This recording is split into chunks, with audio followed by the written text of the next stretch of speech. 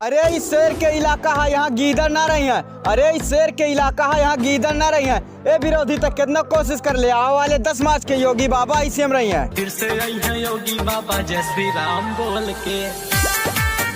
अरे अरे की करेजा हमारे कहेली की बढ़त आलू प्याज नून तेल के महंगैया कहाँ से आई है सैया।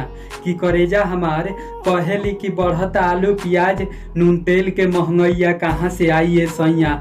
हम कहिला बस बर्दाश्त करो, काहे की आवत अरे 10 तारीख के अखिलेश भैया।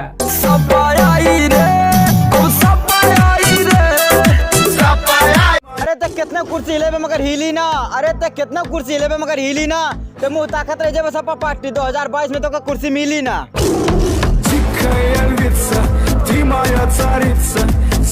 अरे अरे की करेजा हमारे कहेली की सापा वाला बंधले गमछिया उ तो अपना सर बा आ साइकिल ऊपर बा। की करेजा हमारे कहेली की सापा वाला बंधले गमछिया उ तो अपना सर बा आ साइकिल ऊपर बा। काहे से ये सखी मजनुआ हमार सापा लभर बा।